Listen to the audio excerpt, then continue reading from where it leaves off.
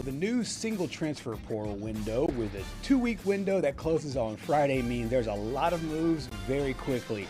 The biggest name in the transfer portal is now out of the transfer portal and in Austin, Texas. Former Auburn wide receiver Cam Coleman has committed to play for the Texas Longhorns, making that what will be probably one of the most lethal offenses in the entire SEC. Welcome to Southeast Sports Plus. I'm Gerhard Mathangani, joined by Patrick Walsh. Patrick, as soon as Cam Coleman put his name in the transfer portal, we knew that he would be one of the most coveted players in all of college football. We knew the names of the places that he would go visit. How did it land for you that he is now a Texas Longhorn? Well, I think we knew that he was going to stay within the SEC. I don't think anybody expected him to leave. The only place maybe you could have seen make a late push for him was maybe Miami, just because of all that money that they have now since they're in the national championship. But it really came down to, in my eyes, was it going to be Alabama? Was he going to stay in state? You know, he's an Alabama kid. Obviously, grew up not too far away from Auburn. Or was it going to be Texas? I never thought Texas A&M was truly in the mix. Right. And they got their own wide receiver that we'll get into here in a minute. But I think that this could be a lethal combination for the SEC, for college football in general.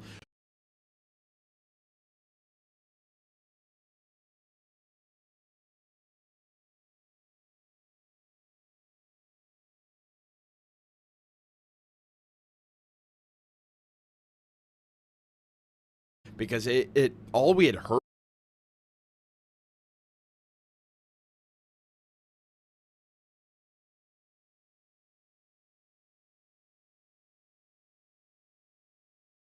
last year, there was so much hype going into the season. They opened the year against Ohio State in what a lot of people deemed as probably a national championship preview. And of course, Ohio State season went one way, Texas season went another way. But Texas ended off the year really strong. Of course, won the bowl game. Arch Manning looked better as the year went along. And now he gets Cam Coleman. And I think that this is a sign of some really good things for Coach Steve Sarkisian in the offense. Not only that there's people who believe in what they are building over there, but also for a guy like Cam, whose catch radius is ridiculously huge. It's ridiculous. And he's such a dynamic playmaker. And as you mentioned, all the storylines that were Texas related in the offseason were all about who was leaving. The running back room basically completely decimated. You had guys like Michael Taft declaring for the NFL draft. Parker Livingston ended up going to the rival Oklahoma. So there wasn't as much good news. But we've learned this from our two friends, actually our three friends, Levon, Roger, and Noah, that all of the hype for Texas is there's kind of a quiet confidence of what they're building over there, and it feels like this is another extension of that. Do you feel that he takes them over the top, or is it just another big name and they still have to produce there on the field? Usually we see number one wide receivers on teams. They usually get double teamed, and it comes down to, all right, who's your next man up? Who's your next man up? When I watch Cam Coleman, nobody, and I mean nobody in college football can guard this guy. I mean, the one game that truly sticks out in my eyes was that Vanderbilt game, and you and I were watching it together, and there were a couple ridiculous catches that I don't even know. Like they probably rivaled some of OBJ's catches in his prime. Just the way he's able to come down with the football under duress, while he's basically blanketed in coverage, and still able to not only catch the ball, but also, sometimes I've seen him spin off of some tackles, and it's just things that shouldn't be possible on the football field. This guy is able to do, and honestly, I wouldn't be surprised. He had 708 yards this year, in an honestly an Auburn offense that was not really able to do anything up until the last few weeks of the season. I would not be shocked if he had over 1,200 receiving yards next year. Wow. I mean, I could definitely see that, and especially because he will be obviously wide receiver one, and I think that it's a perfect system, the Steve Sarkisian system, in order to scheme him open, because like you said, the defense will find out. He wore number 8 at Auburn. I'm not sure what he'll wear it. They'll find out where he is on the field all the time. And so I think for a guy that can scheme it up like him, and like you said, the Auburn quarterback play has been shaky, to be kind. And now he goes and plays with probably the most talented player in the country now that guys like Ty Simpson have left, Dante Moore, and of course the Heisman Trophy winner Fernando Mendoza. So the top player overall in the transfer portal, has now found a home. But he was not the only receiver in order to make a move as well, and not the only receiver going to the Lone Star State as well. Another former guy that played in the state of Alabama, also taking his talents out west there as Isaiah Horton commits to Texas A&M. This could be really interesting for an A&M squad who, of course, last year made the college football playoff. They had stars. They had Casey Concepcion and Craver, some of these guys. But this is another dynamic piece for Coach Mike Elko and company. Yeah, and I think this was probably the second best option that they could have gone with. I think the staff over there at Texas A&M kind of figured that they were out on the Cam Coleman sweepstakes. Mm-hmm. I think it did end up coming down to Alabama or Texas, and the Longhorns did end up getting him. But I would expect Isaiah Horton to kind of – I don't want to say he's going to fill the role of Casey Concepcion. Right. Because, I mean, Casey was just such a talented receiver coming over from NC State last year. Mm-hmm. But I think with Isaiah Horton, we saw the performance that he had in the Iron Bowl, those 3 touchdowns, basically won Alabama the game. Right. Basically got them into the playoff because with a loss there, they would have all but been done. Right. They would have definitely missed the college football playoff. But I think with him going over to Aggie Land, combine him with Mario Craver, that could be another dangerous combination that we could see with, obviously, last week we heard the news of Marcel Reed returning for next year. Right, and there's 2 guys there that are from the state of Alabama, both in Craver, played at Alabama, Isaiah Horton originally from Nashville, but being able to get those 2, I think that when you talk about these wide receivers, I mean, everybody in college football is looking for those dynamic playmakers. Now, we've seen Miami do it with a really strong ground game, but over the last, I would say, 2-3 years, whether it's a Carlos Tate and Jeremiah Smith. Last year, of course, Alabama had Ryan Williams. This is if it's a quarterback league, you have to have some dynamic players there on the outside, and I feel like now Texas A&M can have that. And, of course, their head coach is a defensive-oriented guy, but look who Marcel Reed has to go to next year, and this is a lot of production. We've seen this with Indiana this past year. If you can get 2 high-level players like they have with Surratt as well as Omar Cooper, you can really build something, really have a lot of a dynamic play here. And so I think for Texas A&M, you just keep the momentum going from a year ago, adding a guy that has so much production. Yeah, and I think for the Aggies now, you've got your 2 wide receivers, you've got your quarterback who, I mean, you're obviously hoping for a healthy season out of Marcel Reed next year, but also you need to make sure that you have a good running game here this year. Le'Veon Moss was dealing with injuries in the back half of the season. I don't know the status of Ruben Owens coming back for next year. So, I mean, yes, this was a great year for Mike Elko and company over there in College Station. You made the college football playoff. You hosted a home game. But, I mean, you didn't really look good in that game in front of 100,000 people at Kyle Field. So I think last year we talked about the 11-0 start, and then they kind of laid an egg against Texas, which then translated to the I believe it was 25 or 26 days before they played another game or something like that. And it just didn't work out. And you could talk about the schedule all you want, but next year I think this team is going to be bringing some experience. Obviously, Horton also played in the CFP this year, but I think you can use last year as a building block moving forward into next year, and I wouldn't be surprised if we saw A&M back in the playoff, but, I mean, next year's SEC, as we've started to see in this transfer portal, is going to be loaded again. Right, absolutely. As presently constituted, who do you think won the offseason, so to speak? We have 4 more days. Won the offseason? Well, I'll keep it between these 2 teams because they both got wide receivers. Okay. They both got big playmakers. Which offense do you think is poised to make a bigger run, the Aggies or the Longhorns? Ah, man. In the Lone Star State, of the 2. Of the 2, yes. Of the 2 that got these high caliber receivers.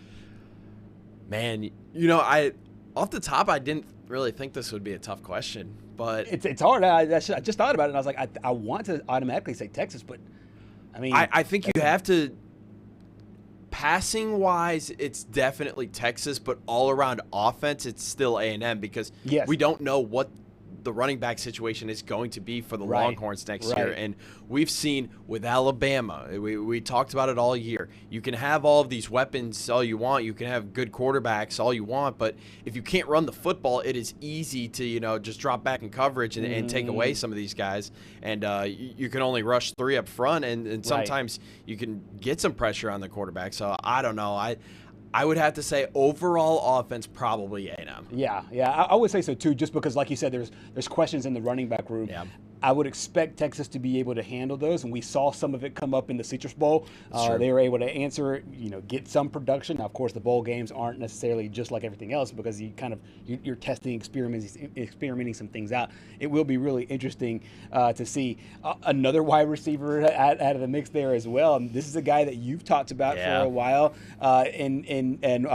he goes by, his government name is Winston Watkins. Everybody calls him Winnie, I think. Oh, yeah, Winnie. Winnie Watkins going from Ole Miss to LSU. So this is probably what a lot of people thought would happen when the Lane train went from Oxford to Baton Rouge.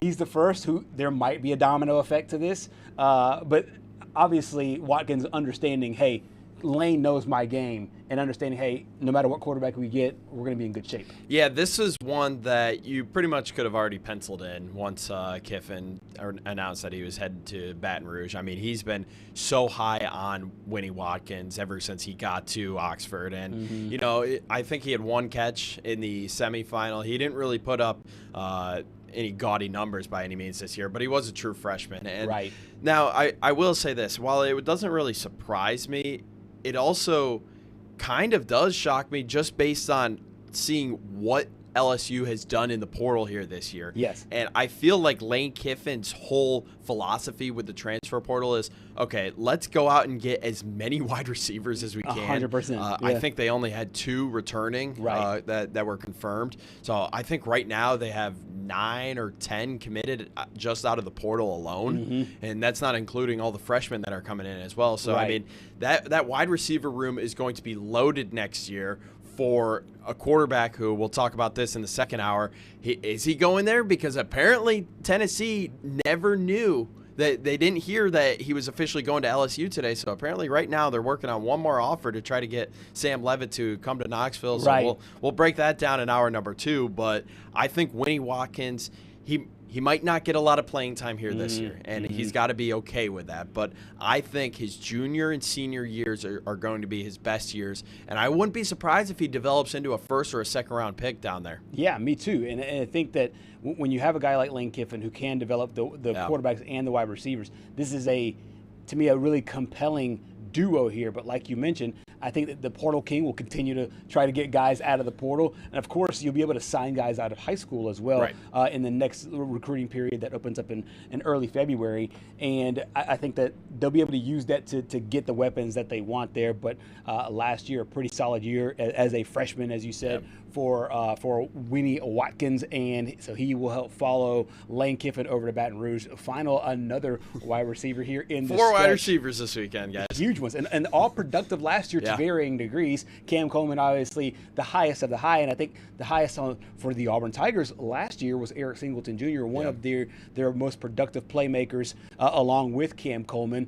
But he's been an interesting follow, because for a while it felt like for an hour and a half he was like, he was going to be a pro. He committed to and accepted an invite to the Senior Bowl, and it looked like he was going to test out the NFL waters. But I wouldn't say at the last minute, but shortly after, he makes a hard left turn and says, no, I'm going back to college. And after Georgia Tech, then after a year at Auburn, he's now headed to Florida. Yeah, and I think we talked about this last week, how you can compare it to the guys on the hardwood that test their draft stock, see what they need to work on, and then eventually go back and work on those things in order to develop themselves into a higher draft pick. I think, I'm just speaking hypothetically here, I don't think Eric Singleton likes what's going on at Auburn right now, and I think, especially in the Cam Coleman case, I will say this. Cam Coleman spent the last 2 years, and I'm sorry, Auburn fans, I have to do this to you. He spent the last 2 years with Peyton Thorne and Jackson Arnold as his 2 quarterbacks. And I know last year they sprinkled in a bunch of other guys. They sprinkled in a bunch of other guys. He does not have the time to waste with his draft stock, he is too good of a talent to be wasting his time. Where at Texas, like I said, I think he's going to get over 1,200 rushing yards or 1,200 receiving yards next year and eventually be a number 1 overall. And maybe not number 1 overall, but top round. The talent is just that good. Eric Singleton, on the other hand, I think he wants his get back at Auburn because it seems like Alex Golesh and company have basically brought their guys in from USF. We're seeing this over at Oklahoma State and up at Penn State right now. Penn State taking all the Iowa State guys, and at Oklahoma State taking all the North Texas guys. I think he wants to get his get back against Auburn, and where else to go than with John Summerall and what he's building over there in Gainesville. I believe Florida does play Auburn next year, so that will be an interesting one to keep in mind. No question about it. I think that if you're an Auburn fan, there's maybe some worry that all these receivers, with Golesh bringing in this high-powered offense, and as you mentioned, the number 3 offense in the country last year, wide open, and all these receivers are walking out the door.